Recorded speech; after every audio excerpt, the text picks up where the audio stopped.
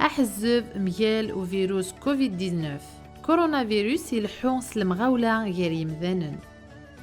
أمي كرنزار ميلا مذان يسعى كورونا فيروس ثولة ثسوث تقف نغنفس الشدة زار إمسجي غاف زيك الحال.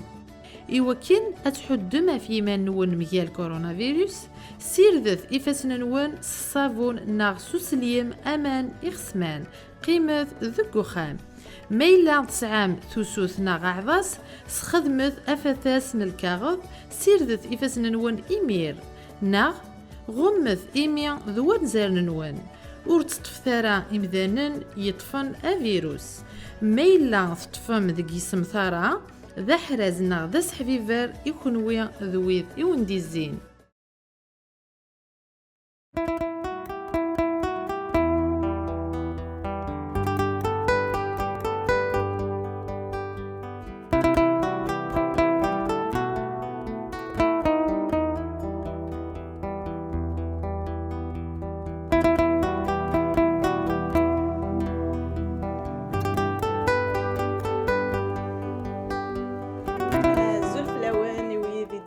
TQ5 تقول تجينا سكسنتل غرويض تكمل كنت زرام لا بانديميا كين في قلادة طاس سيغبلان أما ظليك ثوزاث ثمورث النار وستشوحارا وستجيارا معنا كيجي من موقل لشيف ناغ يخدف كان كيجي من تمقول كذي لاكارتنيا مونديال فكان ناخد 1825 بوغادي هلكان وفكان 275 بوغادي يموثن الساقيا لو 12 افريل دونك وغادي الحسابات يخدف كان ارمي ذا ساكيا اشو المناس لي شيفراكي ما 15 طل الحساب تفضل 15 ديال 100 موثن 15 ديال 100 موثن عطاس شو المعنى صافي كل 100 لايفات هاد مثلا 15 من ميلان كومباري كي قال كندا الدوار قال 2.5% ناغ 3% دي فرنسا باغ اكزومبل عطاس دينا داغنيا 10% دي امريكان تنات الدوار دي 4-5%. دونك من وغاد كان كي قالت مورثنا 15% واقيلا تطف امكانيس امكان ويس 55 في دونيت كامل اد نتاوي هطاس دي تيكو 5 وكذا كي مسناونا كي خدي هضرنيا وكا في تمثال كي دي شدن الكوفيد 19 كيا تيكو 5 داني اتسف كوال ايوي قادون لي راه القبايل الساقيه نو بو ديوان ذا كنديان ناغ ذا كيبيكوا وكيان سميث مسيو روني لو بلان نتا ذا شوث في دغراس ستروميث دونك شيميست يسعى une maîtrise en santé environnementale. Monsieur Leblanc possède plus de 30 années d'expérience d'Il-Khadma. Il a été président du Conseil canadien des hygiénistes du travail, directeur au sein de l'organisme d'hygiénistes sans frontières et il est présentement président de l'Association mondiale des hygiénistes du travail, IOHA, pour International Occupational Hygiene Association. Monsieur Leblanc, Azul Flech, bonjour. Bonjour à vous. Merci de me recevoir aujourd'hui. Ça me fait plaisir de partager certaines connaissances et informations. J'aimerais préciser, merci de l'introduction. Je suis présentement président de l'Association mondiale des hygiénistes, mais sachez qu'aujourd'hui, je m'exprime en mon nom personnel, car vous savez, des positions officielles de notre organisation doivent être vues par le conseil de direction et tout. Alors aujourd'hui, je m'exprime en mon nom personnel. Ça me fait plaisir d'être avec vous. Merci beaucoup. En quoi consiste justement le travail d'un hygiéniste? L'hygiéniste, c'est un travail dont la profession vise la prévention des maladies professionnelles. Donc, l'objectif, c'est vraiment de minimiser les gens qui doivent malheureusement hypothéquer leur santé. Alors, traditionnellement, vous savez, c'est un fléau qui est quand même extrêmement important. L'Organisation mondiale du travail estime à 2,8 millions par année le nombre de travailleurs qui décèdent de leur travail. Et des 2,8 millions, il y en a 85 que c'est relié à des maladies professionnelles. Donc, présentement, c'est à ce jour, jusqu'à ce que le COVID arrive, la majorité des maladies professionnelles étaient davantage reliées, encore là, d'une part à des maladies respiratoires telles que l'amiantose et la silicose qui font vraiment des ravages encore très importants dans la population. C'est des maladies insidieuses, contrairement au COVID, qu'on peut contracter la maladie et décéder en l'espace de quelques jours. Les maladies telles que l'amiantose et la silicose, c'est des maladies insidieuses, c'est qu'on est exposé sans trop réaliser que 20, 25, 30 ans plus tard, ben, on a vraiment des difficultés terribles à respirer et ça déclenche d'autres types de maladies pulmonaires et potentiellement des cancers, des mésothéliomes ou toutes sortes d'autres maladies, la silicose. Alors, c'est en gros le travail des hygiénistes pour nous, c'est de s'assurer que les travailleurs rentrent à la maison à la fin de la journée en santé et ils peuvent prendre aussi leur retraite en santé. C'est ça notre objectif. Monsieur Leblanc, vous êtes président en ce moment de cette association IOHA. Oui. Est-ce que vous pouvez nous parler un petit peu de votre association? C'est une association qui a été fondée il y a une trentaine d'années par plusieurs pays, je dirais principalement des milieux industrialisés, donc beaucoup des pays d'Europe, l'Amérique, mais au fil du temps, on est maintenant 35 pays et on est à peu près 22 000 membres, 25 000 membres répartis donc dans 35 pays. Et c'est tous des gens qui partagent cette passion de la santé au travail. Alors, on parle souvent de santé et sécurité au travail. Alors, pour faire la distinction, l'hygiéniste s'occupe vraiment de la santé au travail. On dit santé-sécurité. Sécurité, en fait, je vous fais un résumé très simple là, qui peut-être là, est un peu grossier. Mais la sécurité au travail, si tu as une blessure, un accident, c'est relié à la sécurité au travail. Si tu as une maladie et des symptômes, c'est la santé au travail. Alors, en gros, notre travail, nous, il y a le travail des hygiénistes est divisé. En fait, le travail des gens en santé-sécurité au travail, souvent, il y a des gens qui cumulent les deux fonctions. Ils s'occupent autant de la santé et de la sécurité, mais l'hygiéniste se concentre vraiment à la santé au travail, donc l'exposition aux contaminants qui peuvent résulter des maladies. Okay. Alors, notre association est, comme je dis, 35 pays. En Afrique, on a uniquement l'Afrique du Sud présentement qui est membre de notre association. On travaille fort avec différentes organisations, différents partenaires, dont Hygiénistes sans frontières, en anglais l'acronyme WHWB, si certains aimeraient aller voir en ligne. Et on travaille avec différents partenaires pour augmenter les connaissances et implanter des programmes d'une part d'association, mais également de certification, parce qu'on doit, la plupart du temps, c'est sûr qu'avec ça requiert pour être hygiéniste au minimum un baccalauréat en sciences, a priori.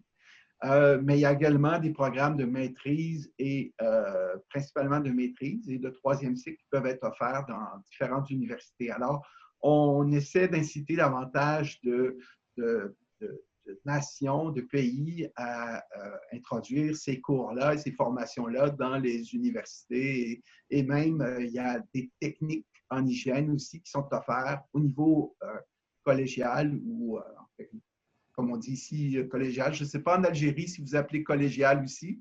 Oui, le lycée. Collégial. Ouais. Mais à votre avis, des pays qui n'intègrent pas ces associations, est-ce que le programme, par exemple, n'existe pas? carrément ou bien c'est juste qu'ils n'intègrent pas l'association? Je me Euh, demande. ben, il y a un peu des deux. Je vous dirais, vous savez, les chemins pour faire de l'hygiène sont multiples. Alors, j'ai un de mes employés que vous avez déjà interviewé qui s'appelle M. Moussa Jaffer et qui a étudié en biologie à l'université de Tikrit, si je ne me trompe pas. Alors, le chemin qu'il a parcouru lui donne des excellentes connaissances justement dans les contaminants biologiques et il travaille avec moi dans différents volets relatifs à l'exposition chimique et au bruit dans nos bureaux de Montréal. Alors, il y a beaucoup de gens, que ce soit un peu partout sur notre planète, qui en fait travaillent peut-être sans le savoir en hygiène dans le but de prévenir l'exposition des travailleurs. Mais on parle tellement beaucoup présentement de protection personnelle, surtout le masque respiratoire. D'ailleurs, j'aimerais en discuter davantage avec vous plus tard, mais il y a tellement, on a ce qu'on appelle, nous, la pyramide des priorités, la hiérarchie des priorités. Et notre objectif, d'abord et avant tout, c'est d'éliminer le risque. Alors, c'est sûr que les gens qui contractent l'amiantose, à partir du moment où on ne se sert plus de ce matériau et qu'on a remplacé par des matériaux moins toxiques, bien évidemment, ça réduit le risque de développer la maladie. Donc, notre travail d'hygiéniste, ce n'est pas juste de donner de la protection personnelle, mais bien d'éliminer le risque ou de réduire le risque ou de quantifier le risque et à la fin d'arriver avec les meilleures recommandations pour que les gens soient en santé à la fin de leur journée et de leur carrière. L'amiantose, vous dites, est-ce que c'est l'exposition à l'amiante? Oui, c'est extrêmement fréquent encore dans tellement de pays et même plusieurs pays ont continue l'exploitation. Le Canada vient à peine, il y a quelques années, d'arrêter l'exploitation de l'amiante, mais ils l'ont quand même fait relativement tardivement.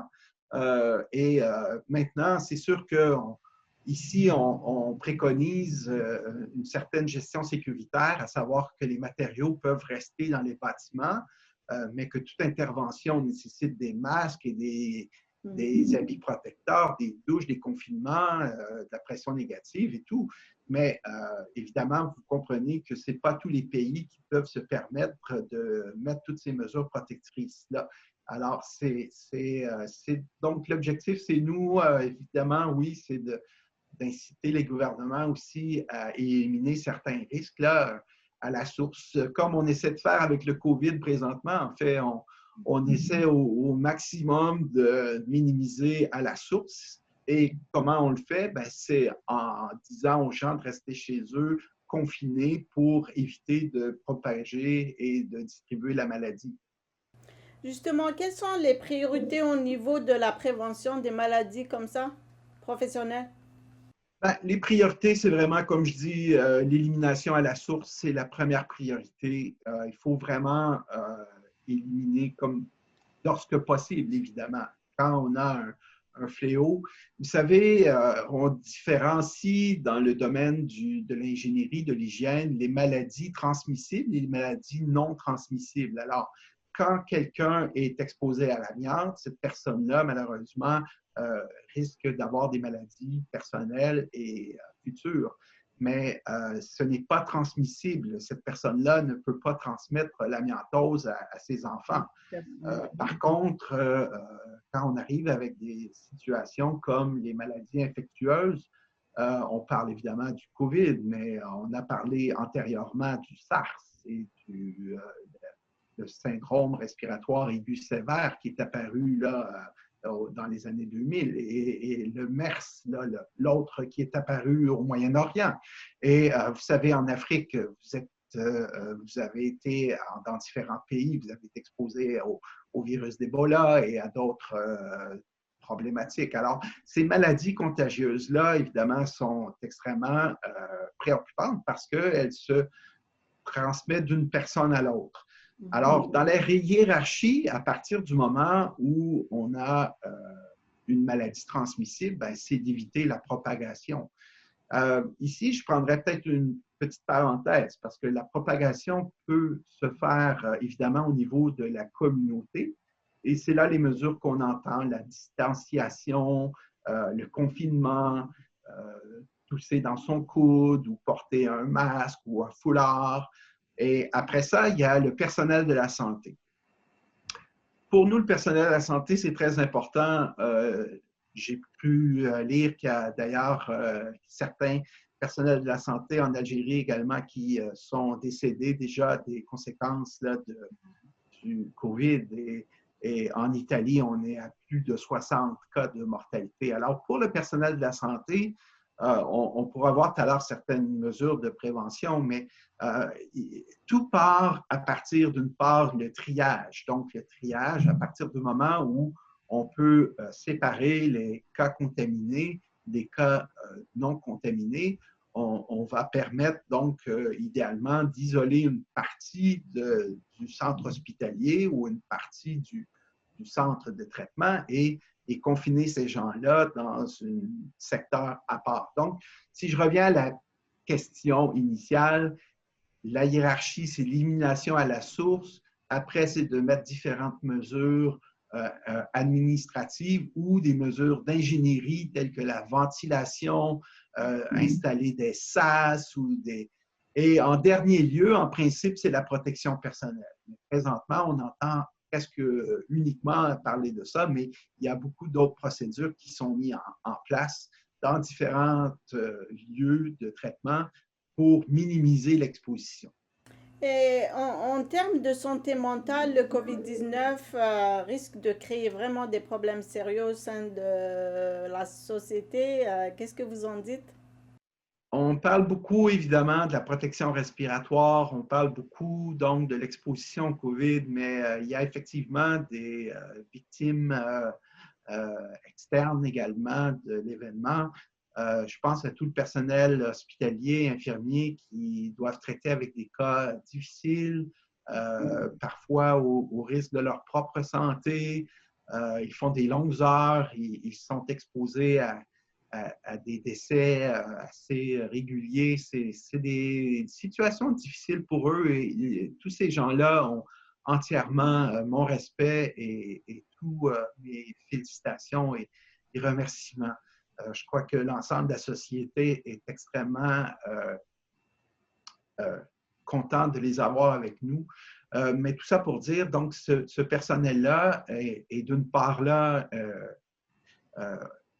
un travail difficile, un travail de longues heures, un stress, et ils sont également à risque. En fait, ils vivent avec l'inquiétude aussi de ramener ça dans leur famille, chez leurs enfants.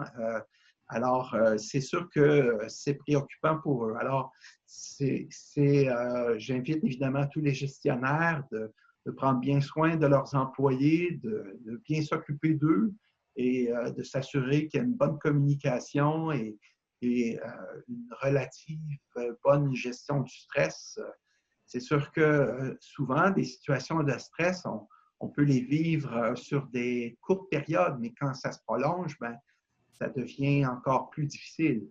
Les deuxièmes victimes, évidemment, du COVID, c'est tous les gens qui sont confinés.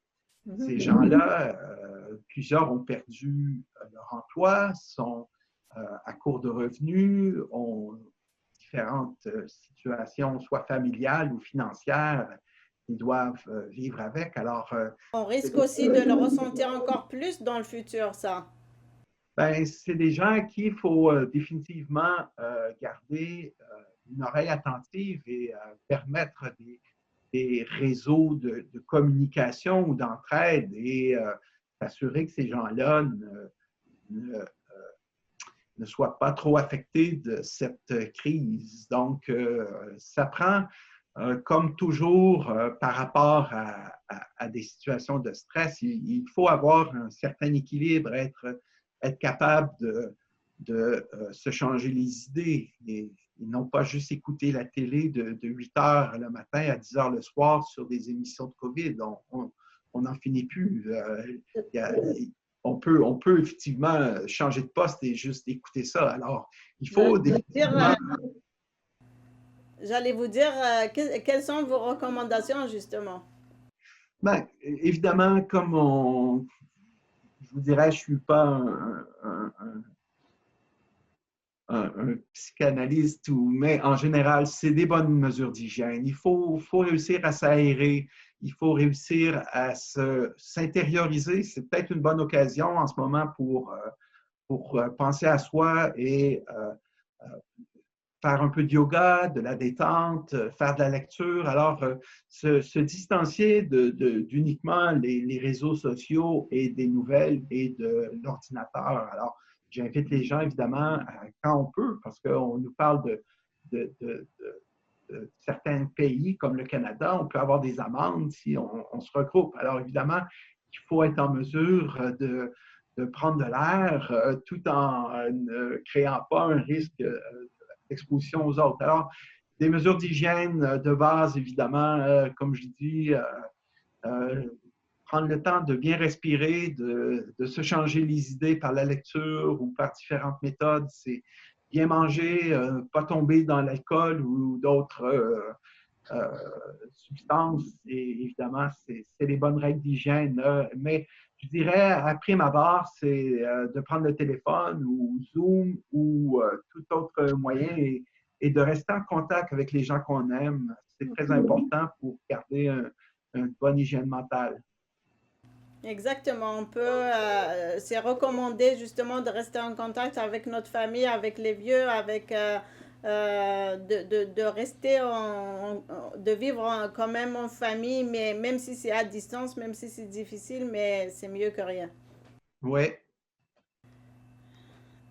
Justement, vous avez parlé du Canada qui nous autorise quand même à faire des marches, à sortir, même si on doit garder la distanciation. Il y a d'autres pays qui imposent des amendes, même aux marcheurs ou coureurs, comme la France. Il y en a ceux qui demandent aux gens de mettre le masque, pardon, quand ils sortent. Les mesures sont différentes d'un pays à l'autre, d'une province à une autre, d'une région à une autre. Qu'est-ce que vous en dites par rapport à ça?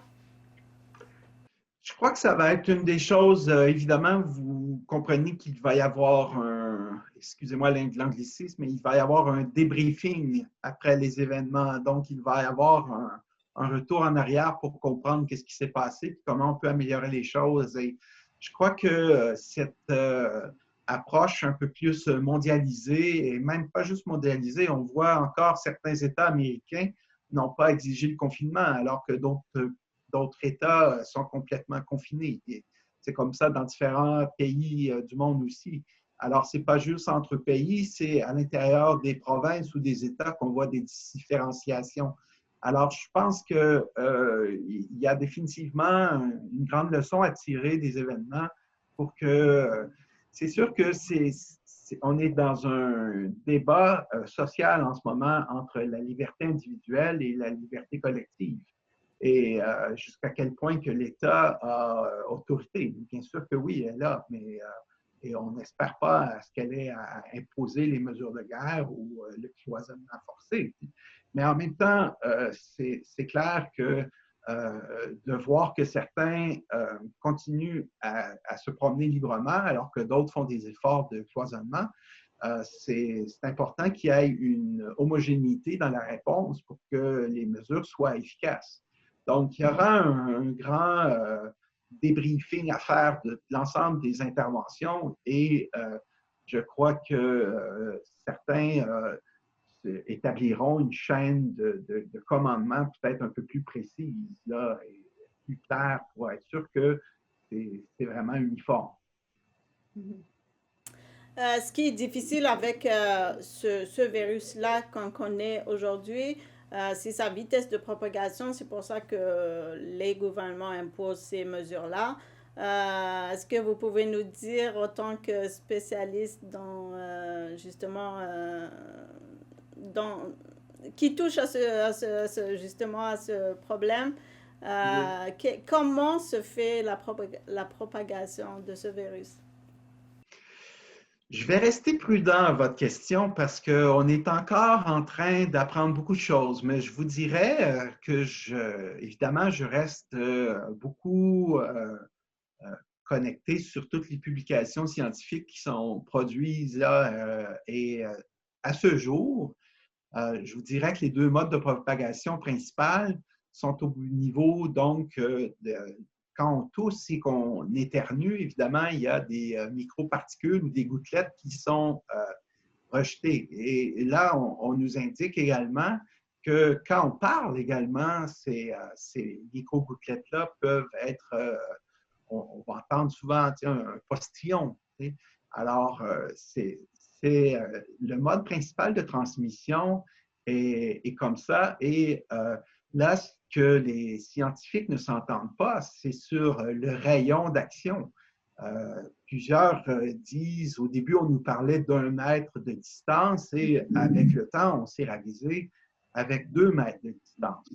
Mais les gens qui toussent et éternuent, ça se rend jusqu'à 4 mètres et plus de distance. Alors, c'est tellement important pour les gens qui sont symptomatiques de s'assurer justement qu'ils se protègent avec un linge, un tissu, un masque.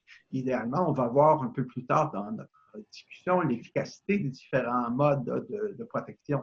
Mais c'est vraiment important, les gens qui tous éternuent. On nous dit d'éternuer dans le coude, pour ne pas éternuer dans nos mains et contaminer tout par la suite. Alors, le mode principal de transmission demeure encore les gouttelettes et les aérosols, donc les micro-gouttelettes qui se rendent donc à des distances plus loin.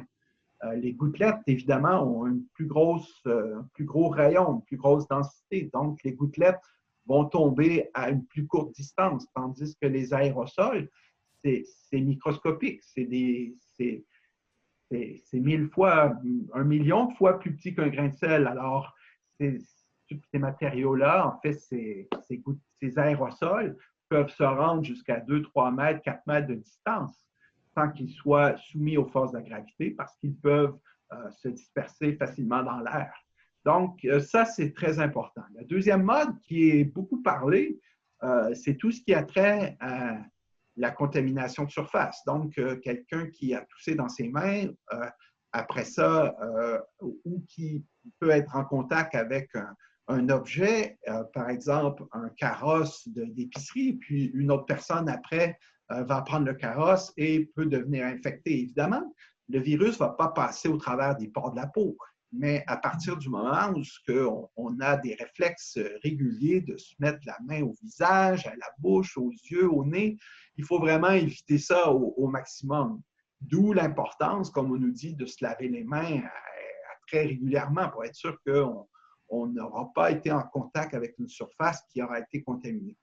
Alors, c'est les deux modes de transmission présentement les plus indiqués, donc les aérosols et les gouttelettes et la contamination par surface contaminée. Outre l'isolement, justement, quelles sont les autres mesures recommandées d'après vous?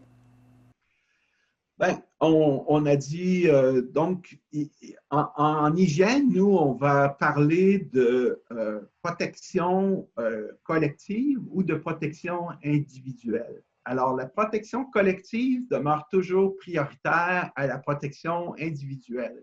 Alors, quand on peut protéger plusieurs personnes par une mesure, c'est mieux que de protéger individuellement chaque personne. Dans le cas présent, on se doit d'utiliser les deux approches, la protection collective et la protection individuelle. Au niveau de la protection collective, on a la mesure de confinement qui est la mesure là, prioritaire, donc le moins qu'on est en contact avec des gens, le moins qu'on a de risque de contracter la maladie. La deuxième mesure, c'est la distanciation. Donc, on nous indique de garder le fameux 2 mètres de distance pour s'assurer que s'il y a une personne qui tousse ou éternue, ben, on n'est pas exposé justement à ces micro-gouttelettes ou aérosols que je parlais un peu auparavant. Après, ben, évidemment, on tombe davantage, là, comme je disais, de tousser dans le coude, c'est des mesures plus individuelles, même si on l'applique à tous. Ça. Après, on tombe dans des protections individuelles. Donc, si vous me permettez, on peut regarder quelques exemples un peu là au niveau de la protection individuelle. Une des mesures qu'on recommande, en fait, c'est, écoutez, j'ai fait ça artisanal parce que l'accès aux équipements de protection est présentement difficile, comme vous savez. Alors, j'ai pris une acétate comme on utilisait quand on allait à l'école dans mon jeune temps. Et j'ai apposé, donc, cet acétate permet, somme toute, d'offrir une protection. Alors, ça, on parle évidemment, on ne parle pas des gens qui se promènent dans la rue, on parle davantage des gens du secteur de la santé, particulièrement les gens qui travaillent aux soins intensifs ou qui travaillent dans certaines tâches qui risquent davantage un risque d'exposition aux gouttelettes et aux aérosols. Donc, c'est important quitte à ce que ce soit un peu artisanal, de se penser à faire une protection du visage. Le deuxième moyen, évidemment, pour les gens du secteur de la santé, c'est ce qu'on parle, c'est le fameux masque N95. C'est le fameux masque qu'on indique qu'il est difficile à obtenir. Et en fait, c'est ce qui est présentement recommandé encore là pour le personnel soignant. Parce qu'il y a un filtre avec ça, hein? Pardon? Il filtre en même temps. Ce masque-là est fait, l'avantage, c'est qu'en fait, avant cette mesure-ci, je vous dirais, c'est le masque chirurgical qu'on voit principalement. J'en ai pas avec moi, mais le masque chirurgical, c'est le masque rectangulaire qu'on accroche derrière les oreilles.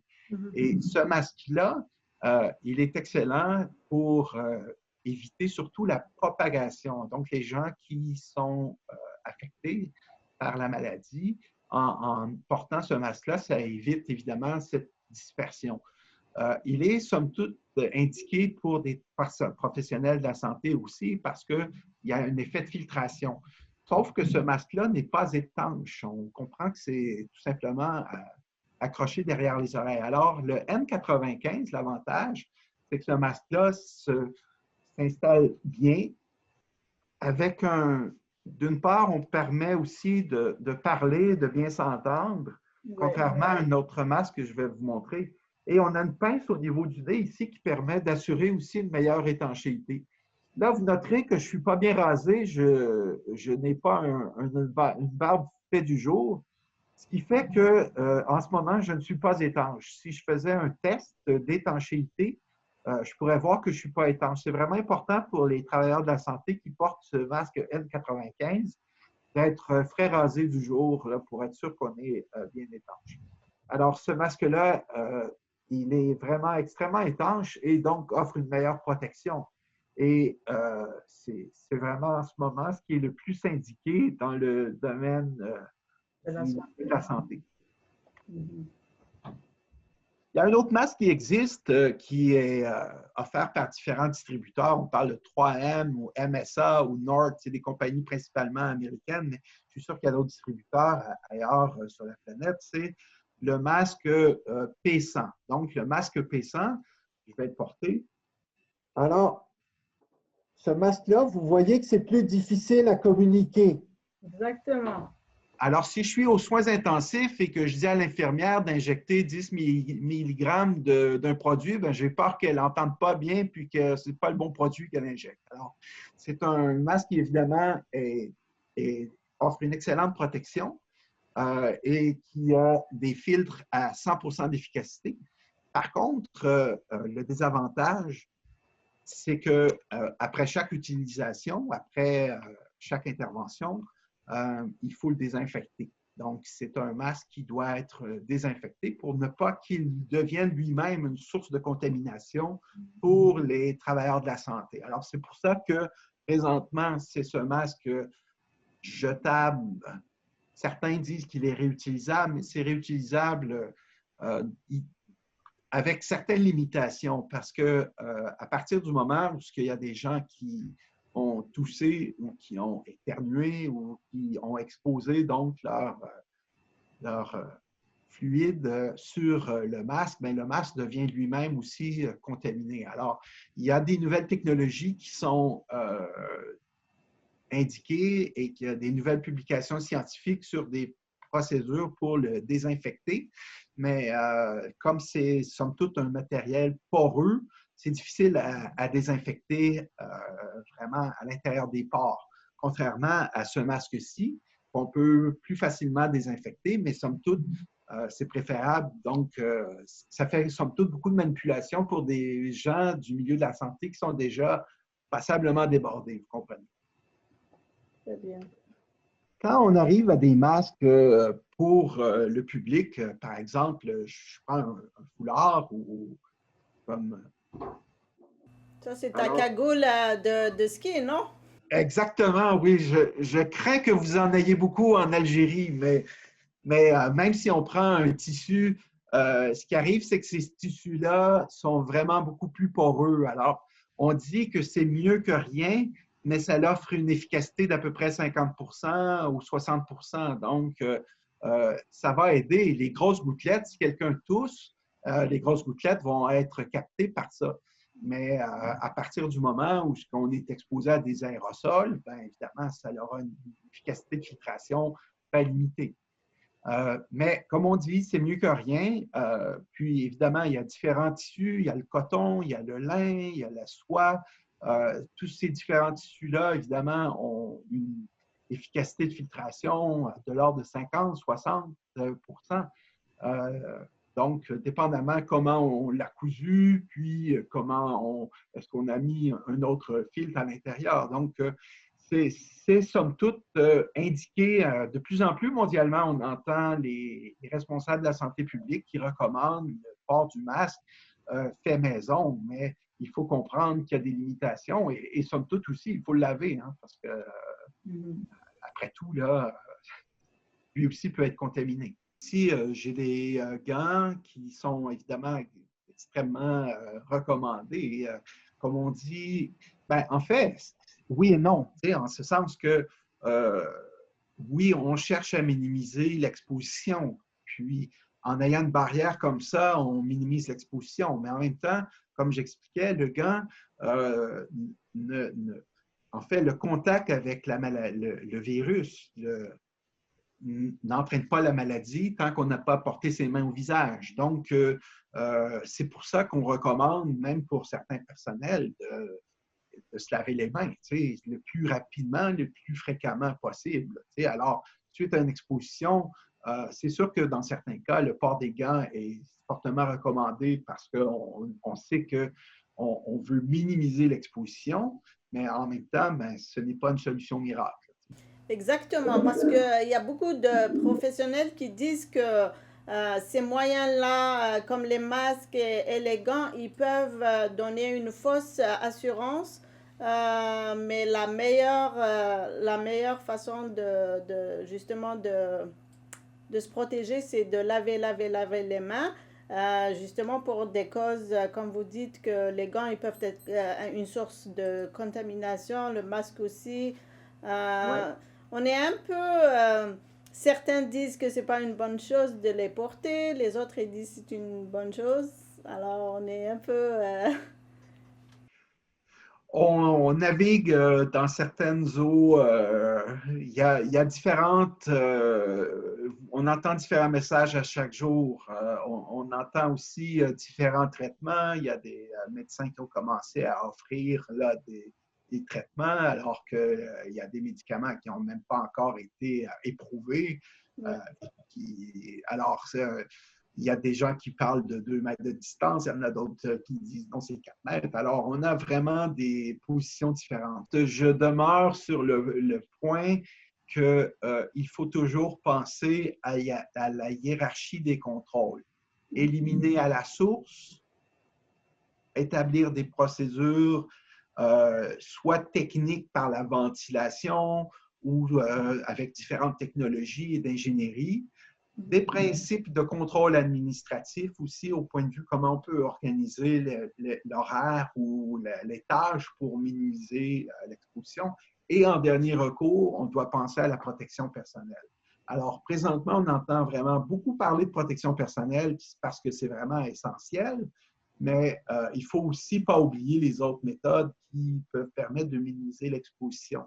J'ai vu récemment dans différents sites des genres d'abris en plastique qu'on met au-dessus de l'espace du patient. Alors, dans certains cas, c'est une extrêmement bonne procédure parce qu'on vient d'éviter de propager la contamination. Il y a des études qui ont démontré que une chambre où il y avait un patient contaminé, ils ont fait des frottis sur différentes surfaces et ils ont retrouvé le virus sur différentes surfaces. Et on a appris le mois dernier par une étude que le virus peut rester vivant pendant plusieurs jours sur différents matériaux tels le plastique. Alors, c'est important de prévoir, c'est ça, d'autres mesures qui permettent de minimiser l'exposition à la source, bien que le port d'équipement de protection personnelle demeure, et je le crois, indispensable dans les moments actuels. Selon la tâche, évidemment. C'est sûr que on voit des milieux où tout le monde porte des masques, alors que certains travaillent seuls dans un bureau administratif. Alors peut-être que ce n'est pas la même pertinence que la personne qui est amenée à côtoyer un patient malade. Alors, c'est sûr que si on a suffisamment d'inventaire, je n'ai absolument rien à ce qu'il y ait plus d'utilisation que moins. Mais dans plusieurs pays, on est présentement confronté à des limites d'inventaire. Alors, il faut s'assurer qu'on fait une utilisation intelligente des inventaires. Ouais. Monsieur Leblanc, tout ça, ça pèse sur les individus, sur les personnes. Sommes-nous prêts à une situation pareille? Je pense qu'on ne sera jamais prêt. Hein? On avait vécu déjà les épisodes de la grippe H1N1, le H5N1, le SARS, le MERS. Et là, je crois qu'on vient vraiment d'atteindre un niveau d'alerte mondiale qu'on n'avait pas vécu depuis la fameuse grippe espagnole au début du XXe siècle. Alors, je crois fortement que les pays vont avoir compris que ça prend des inventaires de masques et d'équipements de protection pour que chacun soit autosuffisant. Alors, il y aura des grandes leçons à tirer des événements actuels. Je crois qu'il y aura des bonnes leçons. Il faut essayer de chercher le positif dans tout événement hein, parce que la vie continue. Oui. Vous savez, on avait connu une certaine mondialisation avec l'environnement et les jeunes qui souhaitaient un environnement salutaire pour leur développement et non pas, donc, ce qu'on parle du principe du développement durable et d'en laisser aux autres. Mais en fait, pour la santé-sécurité et la santé au travail, on va voir que il y aura des répercussions positives et on peut s'attendre que les jeunes embarquent également dans le mouvement pour faire en sorte qu'on soit plus conscient. D'une part, présentement, ce qu'on voit, c'est que ça nous rapproche de certaines valeurs de base. Donc, la communication, le plaisir de côtoyer nos proches, c'est des valeurs qui nous semblaient être acquises et qui soudainement deviennent presque impossibles. Alors, je crois qu'il y aura un grand examen de conscience sur qu'est-ce qui est prioritaire et qu'est-ce qui l'est moins. Et espérons qu'il y aura moins de guerres et moins de conflits dans le monde et que les gens travailleront davantage ensemble à des valeurs de bien-être. Merci beaucoup. Moi, j'ai fini mes questions. Je vous remercie infiniment d'avoir accepté notre invitation. C'est des bons conseils, des bonnes mesures. Je ne sais pas si vous voulez dire un dernier mot. Bien, je vous remercie également pour cette entrevue. Ça m'a fait grandement plaisir et j'espère que vos collègues qui partagent, j'aurais souhaité adresser quelques mots dans votre langue, mais j'espère qu'avec le français, ils ont pu partager des bonnes notions et qu'on puisse protéger nos proches. Merci à vous. Et de mon côté, j'espère que les pouvoirs publics, par exemple chez nous, en Algérie ou ailleurs, puissent, qu'ils puissent prendre justement exemple et d'intégrer ces mesures dans leur société, etc. Parce que je ne pense pas qu'ils accordent beaucoup d'importance à l'hygiène au travail ou à la santé et sécurité. Il y a encore beaucoup de chemin. Je dois partager votre opinion. Il y a beaucoup de pays qui, évidemment, ont des bons programmes de santé publique. La santé au travail fait partie, d'une certaine façon, de la santé publique.